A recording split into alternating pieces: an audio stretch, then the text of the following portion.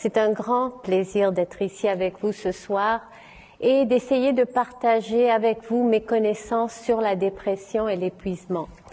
J'ai essayé de répondre à toutes les questions que moi j'ai sur ces désordres et je suis sûre qu'il y en aura d'autres que vous allez avoir pour moi à la fin, mais je veux vraiment faire un survol sur le sujet et passer de l'explication de les symptômes aux causes de la dépression et finir avec le traitement parce que c'est très important d'adresser qu'est-ce qu'on fait si on a une dépression. Donc j'espère que vous m'entendez très bien. Je commence par quelques statistiques juste pour vous refléter l'ampleur du problème. Donc une personne sur 10 subira un épisode dépressif dans sa vie. Elle touche un homme sur 10 et une femme sur 5. Chose qu'on devrait adresser à un certain moment. Pourquoi les femmes plus que les hommes? La dépression frappe tout le monde. Les enfants, les adolescents, les gens de toutes les races, les cultures et les classes socio-économiques. Donc il n'y a pas moyen de s'évader au risque de développer la dépression. Mais aujourd'hui, je vais aussi parler de comment l'éviter si on peut. Est-ce qu'il y a des moyens aussi de se protéger contre la dépression? Donc, comment est-ce que les professionnels en santé mentale distinguent entre la dépression et la réaction normale? Quand on parle de dépression, maintenant, on va à la dépression clinique, celle qui souvent mène les gens à chercher du traitement ou même qui devraient la chercher, mais ils ne le font pas. Donc, ça va affecter beaucoup de choses, pas juste l'humeur, mais parlons d'humeur. Évidemment, la profonde tristesse, c'est ce qu'on s'attendrait dans le cas de quelqu'un déprimé, mais on voit aussi d'autres états.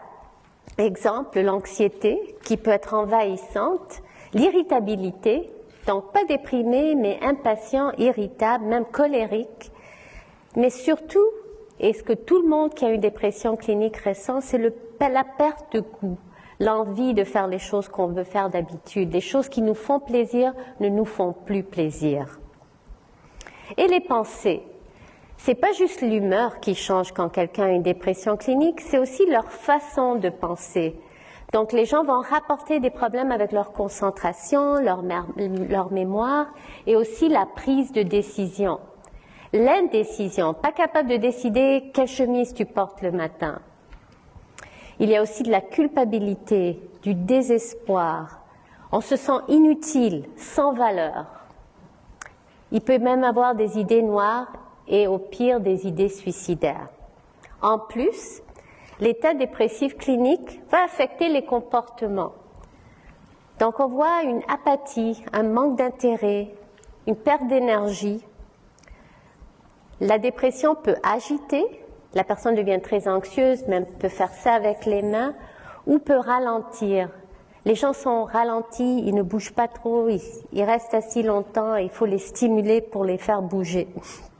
Le sommeil peut être soit augmenté, soit diminué, mais presque toujours perturbé. Alors on voit des gens qui ont de la difficulté à s'endormir, des gens qui se réveillent fréquemment, ou des fois des gens qui se réveillent très tôt le matin et ne peuvent pas s'endormir. À l'autre extrême, tu as des gens qui veulent passer toute leur journée endormis. L'appétit peut être soit diminué, soit augmenté, mais toujours différent de ce que la personne d'habitude ressent comme appétit face à la nourriture. Et finalement, parmi les pertes d'intérêt sur les choses qui sont d'habitude agréables, on perd son libido et on perd l'intérêt dans le partenaire, si on en a un. Mais encore une fois, tous ces états peuvent arriver à quelqu'un. Admettons que tu as un deuil, quelque chose de terrible t'arrive, tu pourrais avoir tout ce que je viens de décrire. Donc encore une fois, qu'est-ce qui fait la distinction entre l'état normal et l'état clinique? On commence par la durée. Il faut que ça dure. Il faut que ça dure au moins 2 semaines selon les critères diagnostiques. Mais en réalité, ça dure très longtemps, des mois. Et ça ne passe pas quand l'événement déclenchant est parti. C'est sûr, pour ceux d'entre vous qui ont vécu des deuils, au début, c'est très aigu, on se sent très très mal. Avec le temps, on s'en remet graduellement. Avec la dépression, il y a une persistance à l'état. Et souvent, ça s'empire au lieu de s'améliorer, ce qui est ce qu'on s'attendrait quand on a vécu un stress et on est en train de s'en remettre. Finalement, l'impact. Ici, je parle de l'impact sur le fonctionnement dans toutes les dimensions qui comptent dans l'être humain. Études, travail, alors on diminue notre productivité, on est moins capable de faire, c'est évident. Si tu peux pas te concentrer, si ta mémoire est pas bonne, si tu peux pas prendre des décisions, comment est-ce que tu pourrais fonctionner à l'école ou au travail? Ta vie sociale diminue. Les gens perdent de l'intérêt dans leurs amis, ils n'ont plus envie de sortir, ils sont pas capables d'éprouver du plaisir, alors pourquoi sortir? Et la vie familiale, à tous les niveaux. Pas seulement les gens éventuellement perdent la capacité de faire leurs tâches au quotidien, mais ils perdent de l'intérêt dans leur famille ou ils sont pas capables eux-mêmes de se mobiliser pour participer aux activités familiales. On s'entend aussi que les familles qui vivent avec quelqu'un dépressif sont très touchées. Alors voilà, vous voyez pas mal de termes là. Ça, c'est les termes qu'on utilise. Peut-être vous regardez dans l'Internet, vous avez lu des livres, et il y a toutes sortes de termes qui sont associés à la dépression. Donc, ma première tâche, c'est de les organiser pour vous. Alors, certains de ces termes qu'on utilise et on associe à la dépression sont selon les symptômes. La dépression mélancolique, c'est la dépression classique, comme on dit. Ça, c'est la dépression où les personnes se lèvent très tôt le matin, très angoissées. Ils sont souvent au ralenti. Ils ont souvent pas de perte d'appétit, ils ont une perte d'appétit énorme, la perte d'intérêt est énorme. Ils sont presque paralysés dans leur état dépressif. C'est une dépression qui est souvent associée à des idées noires. Et toutes les pensées que je vous ai décrites, il y a quelques diapos, sont très intenses.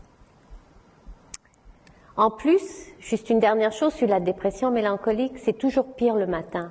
Alors le pire, c'est quand tu te réveilles et à mesure que la journée passe, on a tendance à se sentir mieux. Et souvent, quand on commence à s'améliorer, ça va dans l'autre sens. Alors le moment où tu te sens mieux commence un peu plus tôt. La dépression atypique, c'est le contraire. Alors au lieu de manger moins, dormir moins, ça c'est la dépression où on dort plus, on mange plus, et aussi l'inverse, on peut se sentir mieux le matin et pire le soir, dépendant des circonstances. La dépression psychotique, c'est une dépression très sévère qui est associée à des symptômes où la personne perd le contact avec la réalité. Souvent, les symptômes psychotiques sont en lien avec le contenu dépressif. Donc, si on entend des voix, par exemple, c'est des voix critiquantes qui te disent que tu vaux pas grand-chose. Souvent, si on a des idées, des délires, on a des délires qu'on ne vaut rien, qu'on a tout perdu, qu'on va pas pouvoir s'en sortir et que, par exemple, on commence à avoir des idées que nos finances sont à terre, même si elles ne le sont pas. Dysthymie et dépression chronique se réfèrent à des états dépressifs qui durent au moins 2 ans. Alors, pour dire chronique, ça prend 2 ans pour avoir le diagnostic. Dans la dysthymie, des fois, les gens sont pas aussi sévèrement déprimés, mais c'est toujours là ou presque toujours là. Et enfin, on parle de la dépression bipolaire comparée à la dépression unipolaire. Je sais que la semaine dernière, vous aviez le cours sur la bipolarité.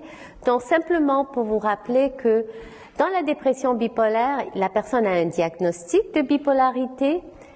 Il y a une documentation qui ont eu peut-être des épisodes de manie, mais ils ont aussi des épisodes dépressifs.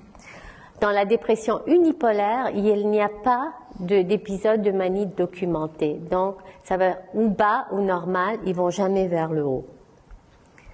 Deuxième façon de classifier les dépressions. Alors là, on a par déclencheur. On a la dépression endogène. Dans la dépression endogène, ça c'est une façon ancienne de classifier les épisodes dépressifs. Le déclencheur n'était pas évident, comparé à la dépression réactive où on voyait un déclencheur. La dépression saisonnière est celle qui est associée aux saisons. Et souvent dans les pays où la luminosité est très basse, surtout à l'automne. Alors souvent la période à risque commence en septembre, quand il y a encore du soleil, mais les journées deviennent plus courtes. Parce qu'à ce moment-là, le soleil commence à s'éloigner de Montréal. Alors, les gens qui habitent dans les pays plus au nord ont tendance à être plus à risque. Souvent, l'humeur s'améliore vers janvier, parce que c'est là, encore une fois, où les jours commencent à être plus longs. Alors, c'est pas nécessairement question d'hiver ou été, mais plus question de automne ou printemps. Et le burn-out et l'épuisement, dont je vais parler un peu plus bientôt, mais la cause à ce moment-là est souvent associée soit au travail ou à l'école, alors notre milieu où on est supposé de performer. Et finalement, il y a la dépression postpartum. Cette dépression doit être diagnostiquée dans les 4 mois après l'accouchement. Alors, si tu as eu un bébé il y a 6 ans, tu peux plus être classifié comme postpartum. Alors, il faut vraiment que ce soit dans la période immédiatement après l'accouchement. Et finalement, il y a la sévérité. On parle de dépression majeure ou dépression clinique. Ça, c'est 2 termes qui sont utilisés interchangeablement pour dire une dépression où la personne est atteinte dans son fonctionnement. C'est sûr qu'en route vers la dépression clinique, tu peux avoir d'autres formes de dépression qui sont plus légères. Mais au moment où tu poses ce diagnostic, souvent la personne a plusieurs symptômes, tant au niveau des pensées, tant au niveau de l'humeur, tant au niveau de son appétit et de son sommeil. Alors, la dépression coûte cher. La perte de productivité. Ici, on parle de présentéisme. Les gens vont au travail, mais ne travaillent pas, n'ont pas le meilleur rendement qu'ils peuvent avoir. L'absentéisme. Les gens manquent du travail ou sont en maladie prolongée. La perte d'emploi. Le coût au système de la santé, pas juste parce que les gens consultent pour des problèmes d'ordre émotionnel, parce qu'ils vont consulter aussi pour des problèmes d'ordre physique, parce que la dépression souvent est associée à douleur, problèmes de sommeil, et les gens vont, problèmes digestifs, alors des gens vont consulter pour ça. Les morts prématurées. Le total pour le Canada, 3,5 billions par année. C'est beaucoup d'argent. Et les coûts cachés, la perte d'estime de soi, la perte de potentiel, le suicide, le divorce, la souffrance familiale. Pas de prix, à mon avis. Parlons de dépression et suicide. Quel est le lien?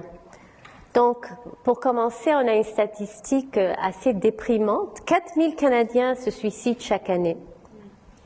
Et le Québec est parmi les tops au monde dans le taux de suicide. Le suicide est la cause la plus fréquente de décès dans un groupe d'âge qui est à son plein potentiel, des gens entre 15 et 24 ans. La dépression est la cause la plus fréquente de suicide. Et le risque est 20 fois plus élevé chez ceux qui souffrent de troubles de l'humeur. Et les causes? Ah, si c'était juste explicable par un cœur brisé. Mais non, c'est beaucoup plus compliqué que cela. Je vais faire mon possible de vous l'expliquer. Alors, la dépression clinique est le fruit d'une interaction complexe entre les facteurs biologiques, les facteurs psychologiques et les facteurs sociaux. C'est aussi le fruit d'une interaction complexe entre l'environnement et les facteurs de protection et les facteurs de vulnérabilité. Et pour compliquer les choses un peu plus, ça varie d'un individu à l'autre. Donc, je vais vous expliquer comment moi j'aborde les problèmes de dépression chez les gens qui me consultent et vous allez pouvoir voir comment fonctionne la tête d'un psychiatre dans 1 minute. Alors, parlons des facteurs de vulnérabilité biologique. Alors, quand on parle de vulnérabilité, c'est des choses qui te mettent à risque. Ça ne veut pas dire qu'automatiquement tu vas devenir déprimé, mais quels sont les facteurs dans notre environnement biologique qui pourraient nous mettre à risque?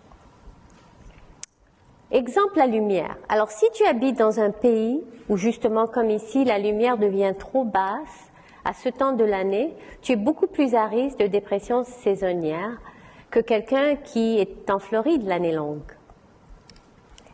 D'autres facteurs environnementaux sont par exemple les virus, certaines infections dans certains pays, comme l'influenza est associée à un risque plus élevé de dépression. Le régime alimentaire. Vous avez tous entendu parler des oméga 3? Okay? Alors, il y a beaucoup d'études qui démontrent que les populations, les peuples qui mangent des aliments qui contiennent plus d'oméga 3 pourraient avoir moins de dépression. Ça ne veut pas dire nécessairement qu'en mangeant beaucoup de poissons, tu vas éviter ta dépression, mais ça représente encore une fois un facteur de risque.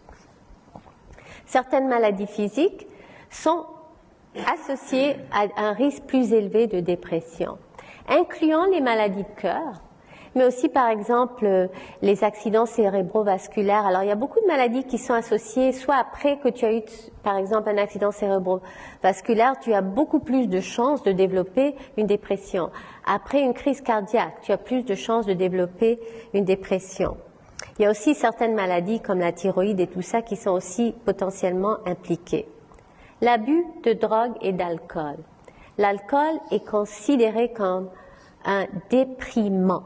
Alors, quand tu donnes de l'alcool à quelqu'un, son activité cérébrale est diminuée.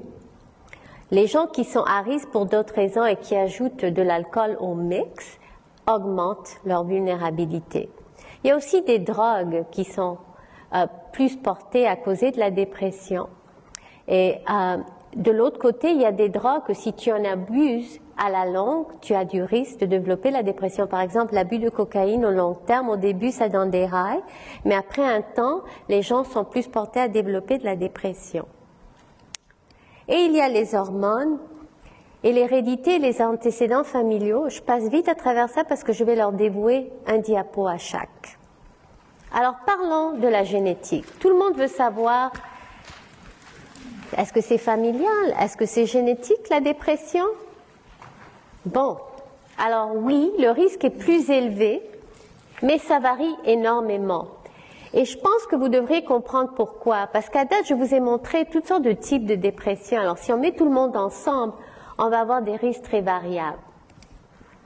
Alors, pas tous les enfants de parents déprimés développent la dépression. Pour évaluer la génétique, on fait des études sur des jumeaux. Alors, il y a deux types de jumeaux, il y a les identiques et les fraternels. Les jumeaux identiques ont exactement les mêmes gènes. C'est identique, ils viennent du même œuf. Et ce qu'on fait, c'est, on voit des jumeaux qui ont été élevés séparément. Alors, ils sont biologiquement jumeaux, mais un exemple, a été adopté par une autre famille. Donc, leur environnement est complètement différent.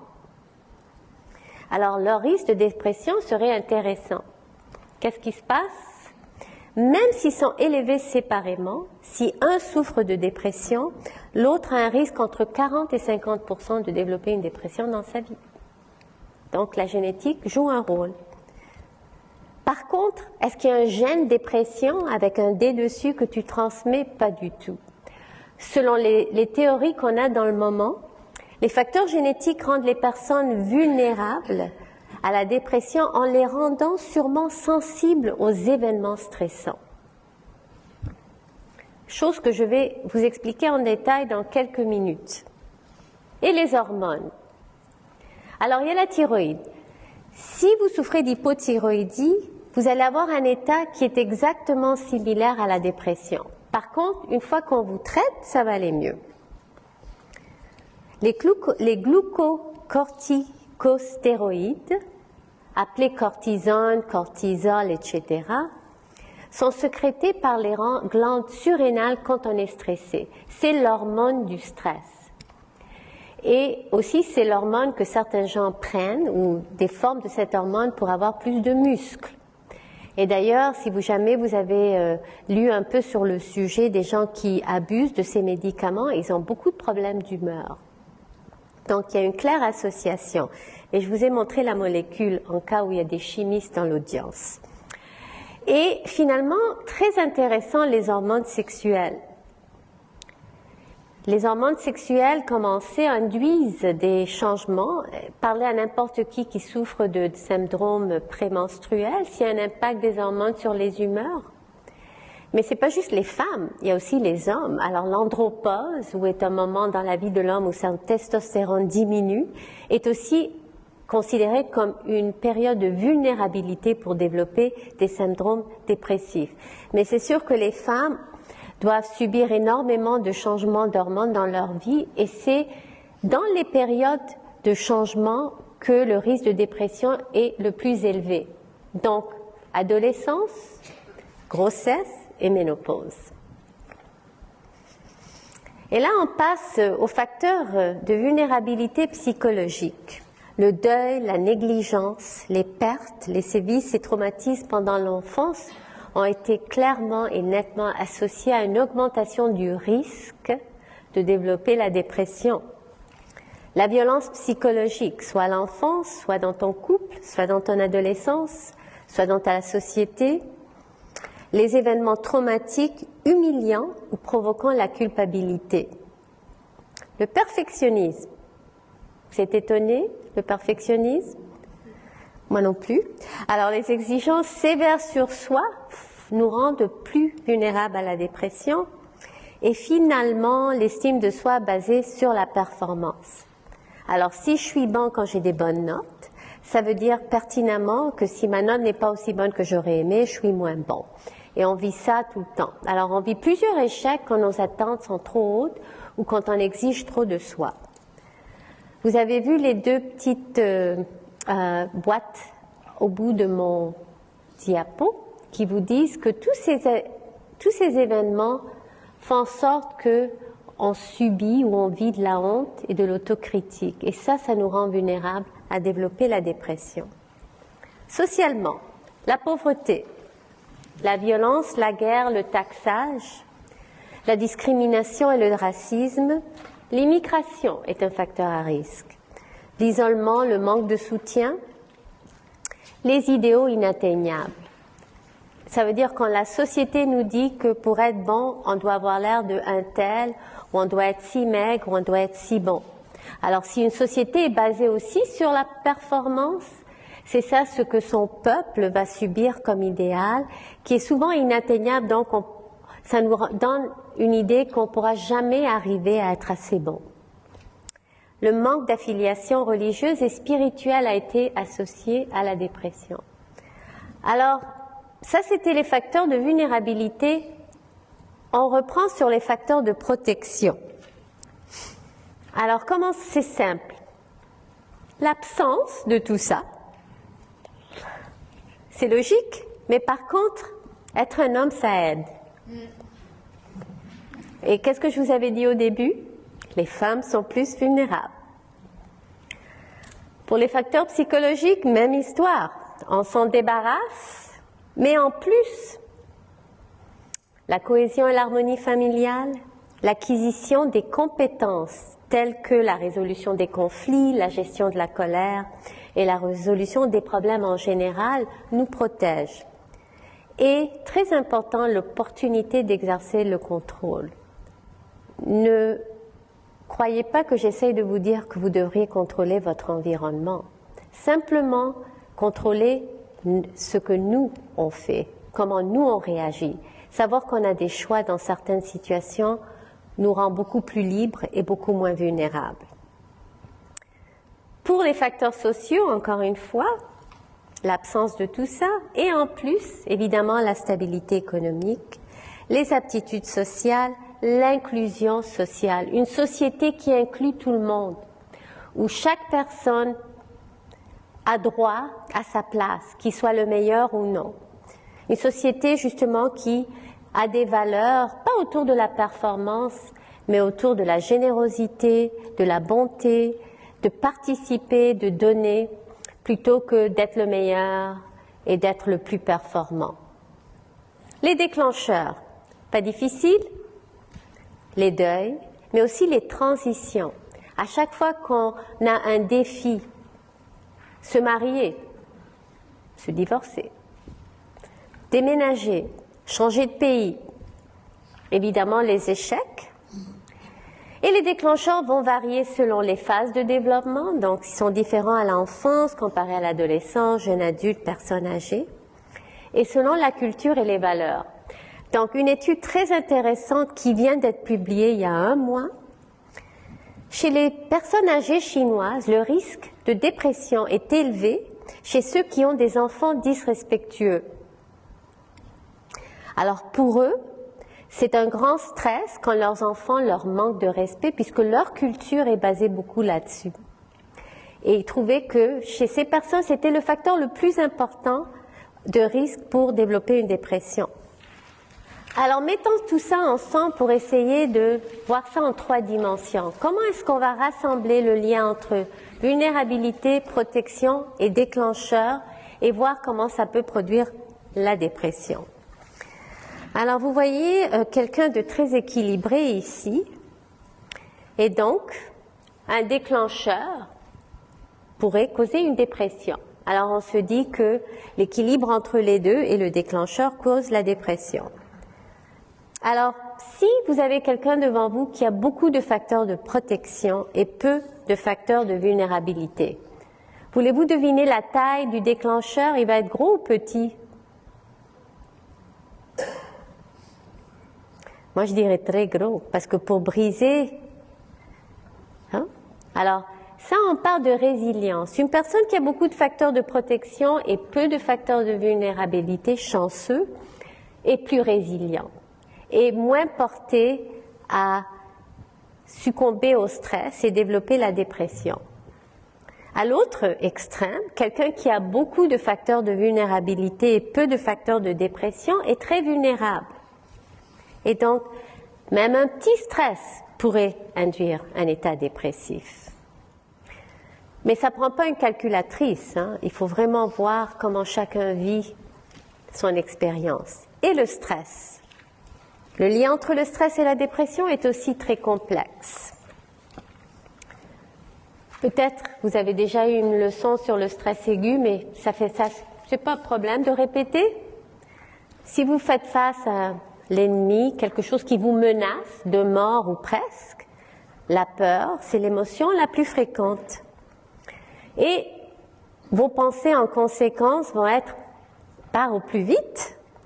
Il y aura une réaction physiologique, votre rythme cardiaque va être augmenté et c'est pas le moment de commencer à chercher ta blonde pour avoir des relations ou aller manger un repas. Alors, t'as plus besoin en ce moment, ce qui est important, c'est que tes muscles aient le plus de pouvoir pour que tu sortes de là au plus vite. Le comportement est de courir, alors toute ton énergie est sur tes muscles.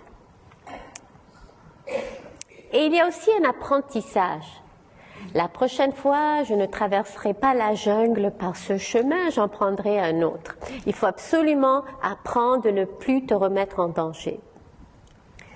Parlons maintenant du stress chronique. Là, il n'y a plus de monstres.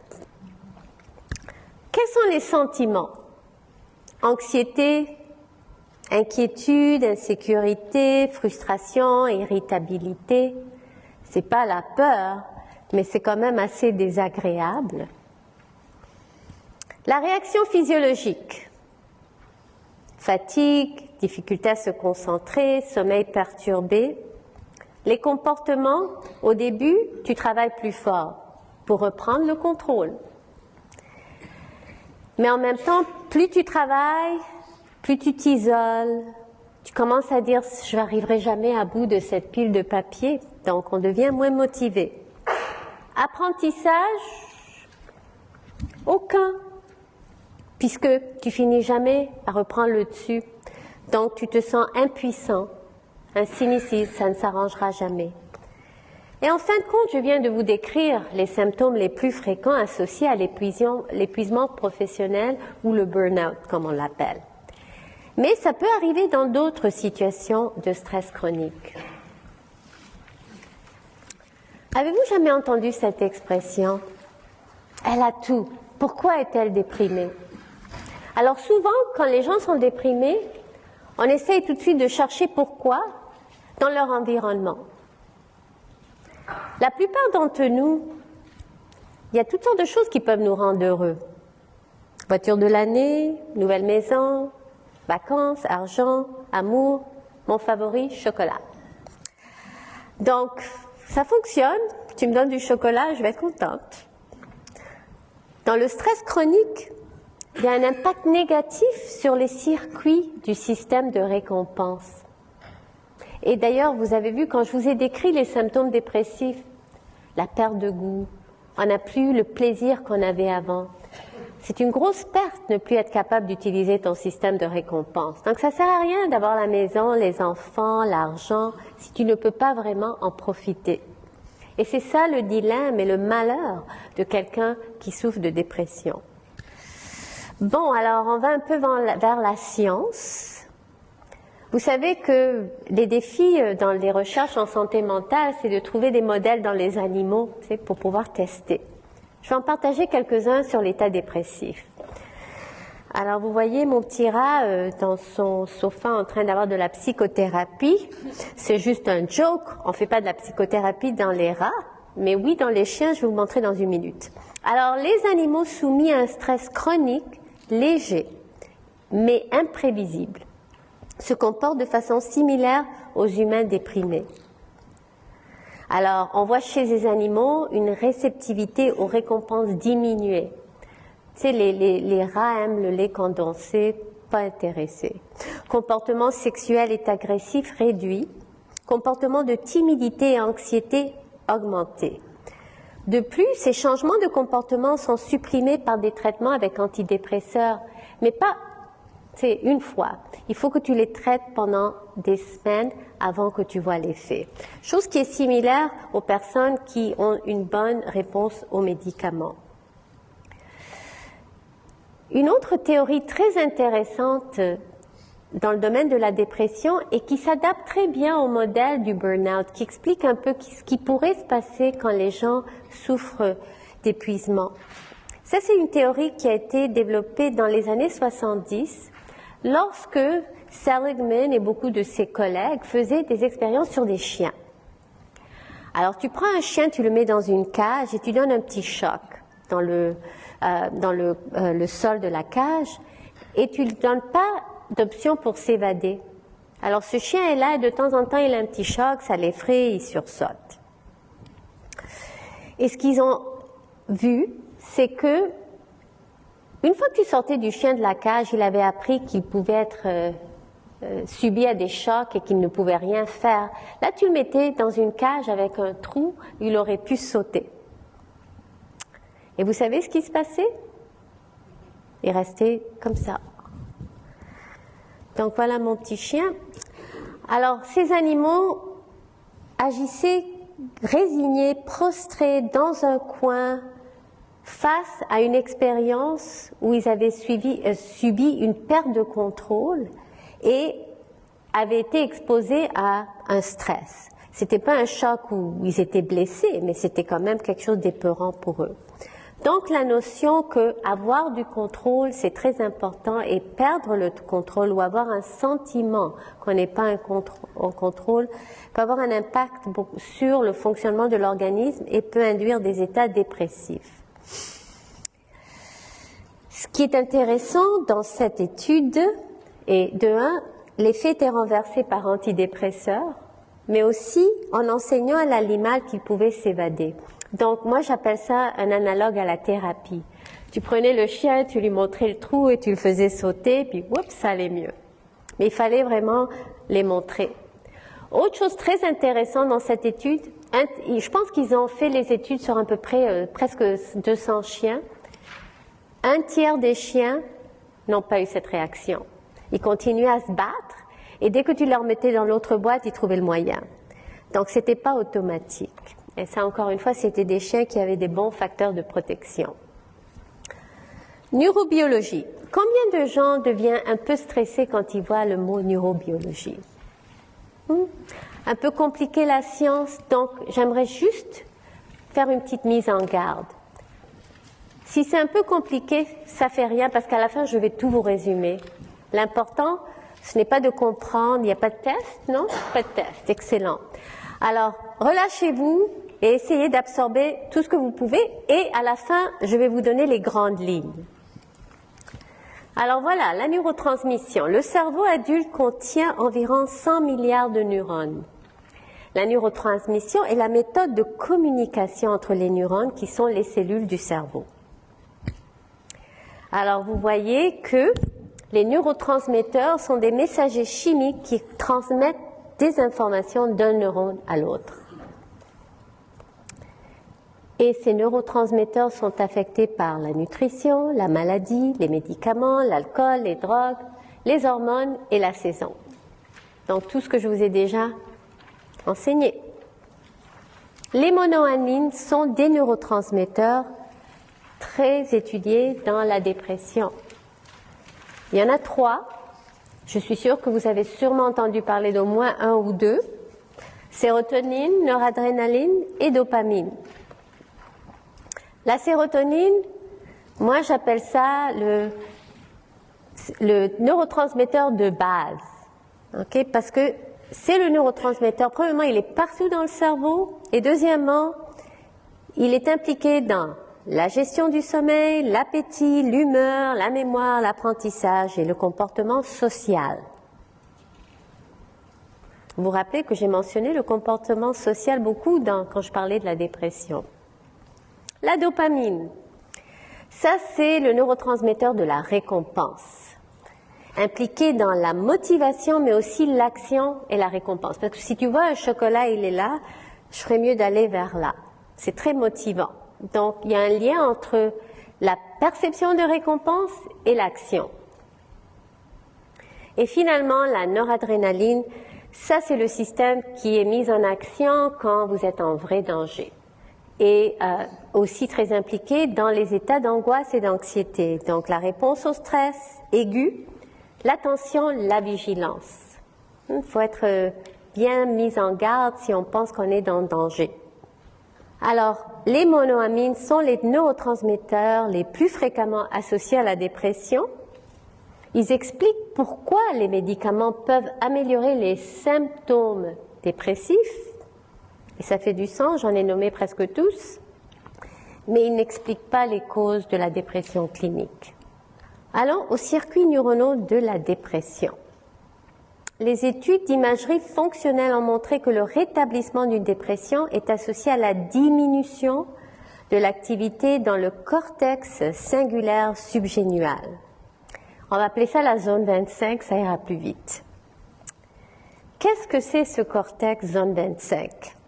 Il est impliqué dans la modulation des états d'humeur négatifs, donc est activé par la tristesse aiguë, a beaucoup d'innervation sérotonergique, donc beaucoup de circuits sérotonergiques passent par là, semble relier certaines régions du cerveau impliquées dans l'humeur, la pensée et l'émotion, et semble être hyperactif chez les personnes dépressives et devient moins actif chez celles répondant aux antidépresseurs, électrochocs et à la psychothérapie. Et voilà la zone 25. Ma petite flèche vous la montre. Et c'est là, c'est le centre de relais entre 5 domaines qui sont impliqués dans la dépression. Alors, 1 et 2, il y a 2 partie du cortex, ça c'est la partie du cerveau la plus développée. C'est la dernière partie qui a évolué. Et évidemment, s'occupe des grandes choses comme l'anticipation, la récompense, évaluation d'erreurs, apprentissage et prise de décision. On m'a dit que vous avez déjà eu des cours sur l'hippocampe, donc vous le reconnaissez, le petit cheval qui s'occupe de notre mémoire et aussi d'apprendre quand les choses vont mal. L'amygdale, c'est l'endroit où la peur et autres émotions intenses sont gérées. Et finalement, il y a le hypothalamus qui est c'est une partie très inférieure du cerveau dont on n'a pas le contrôle et qui gère l'appétit et le sommeil et la libido. Alors, vous savez lire des scans, paraît-il, parce que vous avez eu beaucoup de tests là-dessus? Non. Je vais vous expliquer. Alors, voilà une étude qui a été faite sur des gens qui avaient des dépressions réfractaires très sévères. Je ne sais pas si vous avez entendu parler d'une nouvelle technique de traitement pour les dépressions très sévères qui s'appelle la stimulation cérébrale profonde. Donc, ils mettent un électrode sur la zone 25 et ils peuvent le stimuler. Et une fois que l'électrode est là, tu as un petit truc, comme moi j'ai en arrière de moi, qui est stimulé automatiquement par une batterie. Donc, tu peux avoir une stimulation régulière de cette zone. Alors, je vous montre la zone 25. Elle est rouge. Ça veut dire elle est hyper active. Ça, c'est avant le traitement. Ça, c'est des gens où on avait tout essayé puis rien n'avait fonctionné pour leur aider à leur dépression. 3 mois après une stimulation régulière de cette zone, qu'est-ce qu'on voit? Voyez le bleu? La zone 25 est devenue beaucoup plus calme.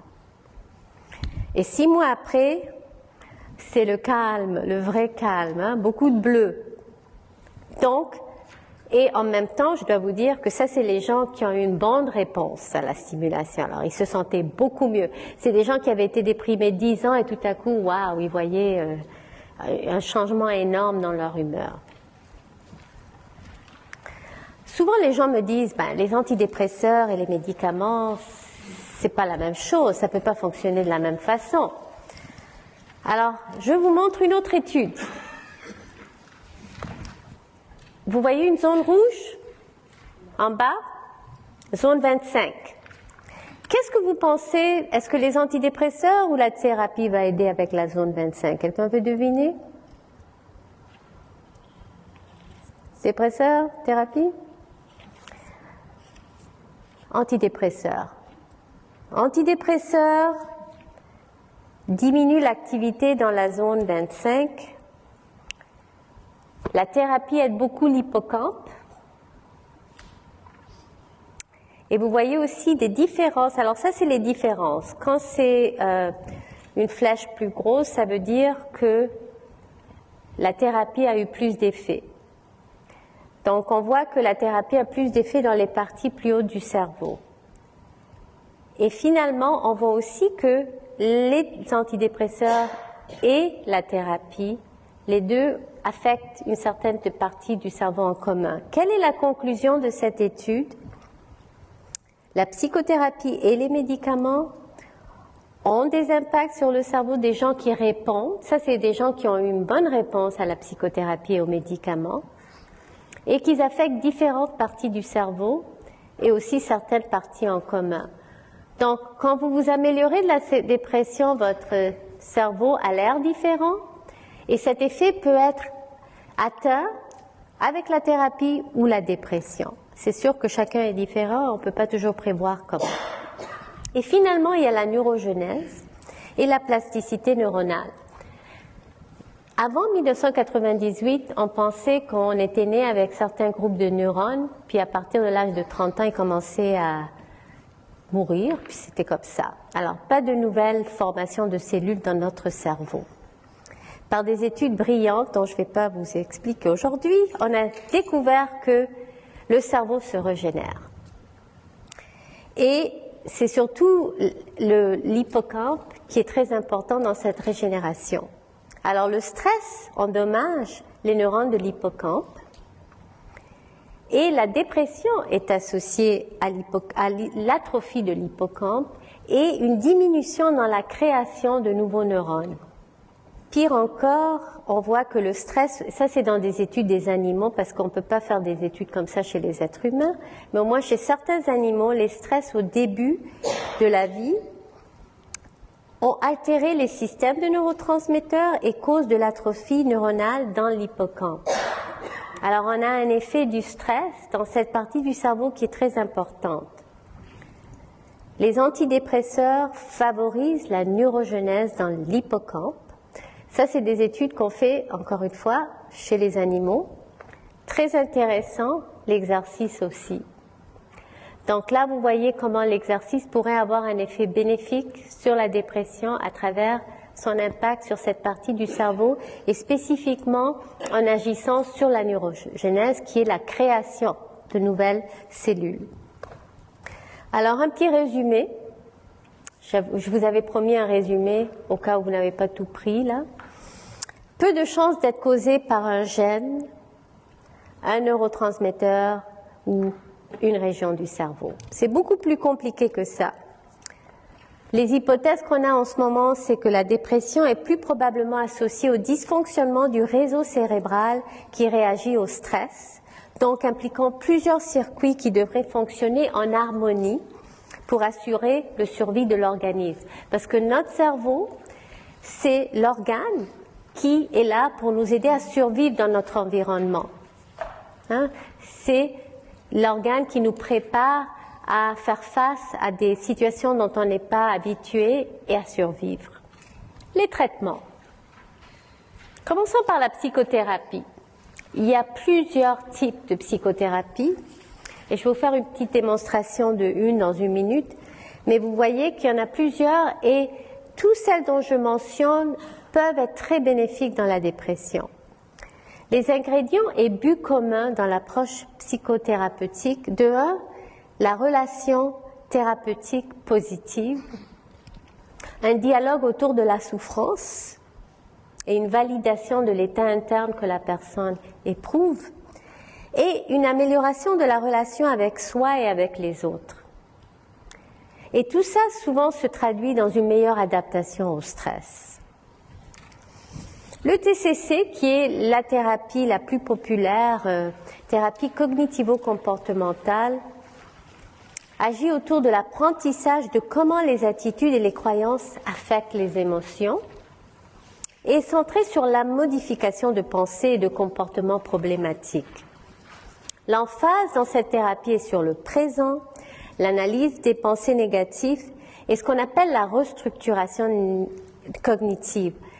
Donc, tu essaies d'évaluer, analyser comment tu penses et d'essayer de changer ta façon de penser.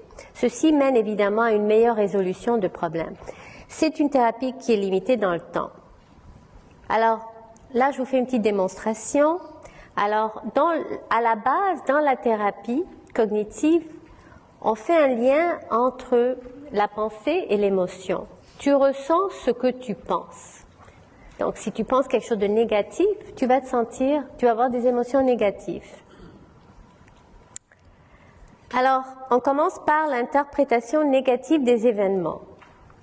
Combien d'entre vous, quand je vous ai présenté les trucs sur les jumeaux, ont pensé c'est terrible, 1 sur 2 jumeaux développent la dépression? Et combien d'entre vous ont dit c'est encourageant, 1 sur 2 jumeaux n'ont pas développé la dépression? Alors, on peut prendre la même situation et la voir complètement différemment et se sentir très différent aussi. Parce que la première moitié, non, c'est déprimant et la deuxième, c'est encourageant. Pareillement, on a tendance à avoir des pensées négatives envers soi-même, l'autocritique, la culpabilisation et c'est ça ce que travaille la thérapie cognitivo-comportementale. Exemple, je ne suis pas aussi bon que les autres, je devrais faire mieux, je ne vaux rien. Je suis un fardeau pour ma famille et mes amis. Si les choses tournent bien, je ne le mérite pas. Et si les choses tournent mal, c'est ma faute. Donc ça, c'est des exemples classiques de genres de pensées que les personnes déprimées ont. Et on va essayer à apprendre aux personnes d'analyser, de prendre un peu de recul sur ces pensées et voir s'ils peuvent faire autrement. Et finalement, les pensées par rapport au futur. Je ne vais jamais m'en sortir, ma situation s'améliorera jamais et je suis vouée à l'échec. La pharmacothérapie. Comment fonctionnent les antidépresseurs? N'importe quelle classe, il y en a 22 au Québec. Les antidépresseurs augmentent le niveau de certains neurotransmetteurs dans le cerveau, ceux dont je vous ai expliqué auparavant. Alors, généralement, j'ai parlé du message entre un neurone et celui d'en bas. Ce message est véhiculé par les neurotransmetteurs, mais après un certain moment, il faut interrompre le message pour contrôler. Alors, il y a une pompe de recapture. Et ce que cette pompe fait, c'est après que le neurotransmetteur est sorti dans l'espace entre les deux neurones, ce qui reste est balayé et retourné dedans pour arrêter le message. C'est une espèce de petit frein. Okay? On reprend maintenant avec un antidépresseur dans le système. Alors, qu'est-ce qu'ils font? Les antidépresseurs, ils augmentent la concentration des monoamines en empêchant cette recapture que je vous ai montrée. Alors, ils bloquent la pompe et ce qui arrive, c'est qu'il y a plus de neurotransmetteurs qui est disponible dans le synapse. En passant, le millepertuis fait exactement la même chose. Pour ceux qui se demandent comment les millepertuis fonctionnent. Tout est question de dose. Quelles sont les questions les plus fréquemment posées? Donc voilà mes réponses. Les antidépresseurs ne rendent pas heureux, ne crée pas de dépendance, ne donne pas un sentiment de bien-être, n'induisent pas des envies d'en consommer plus, et les doses n'auront pas besoin d'être augmentées pour maintenir le même effet. Ils doivent être pris tous les jours, ils peuvent prendre plusieurs semaines pour induire des effets bénéfiques, et l'amélioration a tendance à être graduelle avec des bonnes et des mauvaises journées. Ils doivent être continués même après que ça va bien, et la durée de traitement devrait être discutée avec le médecin ou la personne qui vous les prescrit, et il ne devrait pas être arrêté subitement. Mais dernier message, les antidépresseurs sont un outil et pas une béquille. Quand on est très déprimé, c'est ça ce que ça prend pour s'en sortir, ça vaut la peine. Mais parlons de l'approche globale. C'est clair avec tout ce que je vous ai enseigné que prévenir plutôt que guérir devrait être l'approche privilégiée. Et ensuite, il faut penser qu'il faut adapter l'intervention à la personne parce que je vous ai donné beaucoup de facteurs, mais chaque individu, pour lui, les facteurs seront différents, les déclencheurs seront différents et les symptômes seront différents. Donc, parlons un peu de l'approche du point de vue biopsychosocial qui est la façon dont je vous ai expliqué ce qui entoure la dépression. De un, il est impossible de retourner ou échanger ton enfance. Pareillement pour ton boss des fois. Pas tout le monde peut se permettre de quitter son travail quand ça va pas bien. Donc, qu'est-ce qu'on fait quand on fait face à des choses qu'on n'a pas de contrôle dessus? Alors, et il y a aussi impossible d'éviter les déclencheurs. Donc, il faut trouver d'autres moyens si on est à risque de devenir déprimé. Éviter la drogue et l'alcool, surtout quand on a des tendances dépressives, c'est une excellente idée. La luminothérapie, c'est une façon de changer les facteurs dans l'environnement. Ça se commence en septembre pour ceux qui sont à risque. Et ça se termine, comme je vous ai dit, quand on commence à avoir les journées plus longues, on sent dedans un peu d'enthousiasme que le printemps arrive. L'exercice, pas seulement facteur de prévention, mais aussi peut être utilisé pour traiter les dépressions qui ne sont pas trop sévères. Ce qui est intéressant avec l'exercice, il fonctionne mieux pour les personnes plus âgées. Ou peut-être l'hippocampe a besoin d'un peu d'aide. Psychologiquement, qu'est-ce qu'on peut faire? La méditation, la spiritualité, la compassion envers soi-même. De plus en plus, on pense aux approches de méditation pleine conscience qui aident les personnes à trouver du pouvoir en dedans d'eux par rapport à comment ils vivent leurs expériences au quotidien. Donc, si tu fais face à des situations où tu ne vois pas un contrôle extérieur, tu as toujours le choix de comment toi, tu peux réagir. Et la psychothérapie aussi. Sur le plan social, on parle d'équilibre entre travail, famille et loisirs. Pour devenir plus fort, on doit bâtir notre réseau et on doit aussi s'en occuper pour qu'il soit là pour nous si on en a besoin. Et là, je parle de la compassion envers les autres. Combien de fois vous êtes derrière le volant de votre voiture et vous passez à travers quelqu'un qui vous couvre? Cette colère vous fait du mal à vous, pas à lui, croyez-moi. Donc, avoir une approche compassionnée envers ceux qui nous entourent nous rend plus heureux et nous rend aussi plus agréables. Donc, ça revient aussi dans du feedback positif. Le choix de traitement dépend en partie de la gravité de la dépression. Alors, pour la dépression légère à modérée, la psychothérapie, la luminothérapie, l'exercice et éviter les facteurs de vulnérabilité sont l'approche à privilégier. Pour plus sévère, la psychothérapie en combinaison avec les médicaments est souvent l'approche qui est nécessaire. Encore une fois, pas pour tout le monde. Mais pour les dépressions plus sévères, des fois, il faut commencer par les médicaments avant d'instaurer la thérapie. Et pour les cas très, très sévères, On peut même utiliser la sismothérapie ou des approches, comme je vous ai montré, la stimulation cérébrale profonde, qui est très difficile à avoir, évidemment. C'est clair que quelqu'un qui est au lit, qui ne peut pas sortir, qui n'a pas envie de se laver le matin, ça c'est une personne qu'on veut le mobiliser. Éventuellement, peut-être cette personne sera prête à entamer une thérapie. Mot de la fin. Pas tous ceux qui sont exposés à un stress chronique ou grave deviennent déprimés. La prédisposition génétique et l'environnement à la petite enfance jouent un rôle dans la vulnérabilité individuelle à la dépression. Les études futures ne doivent pas seulement explorer les mécanismes pathologiques qui influencent les réponses mésadaptées au stress, mais aussi les facteurs de protection qui favorisent la résilience, la capacité de rebondir après un stress. Les plus grands obstacles au traitement, par contre, sont ne pas reconnaître le problème, ne pas être au courant des traitements disponibles et la peur d'être stigmatisé et d'être victime de discrimination.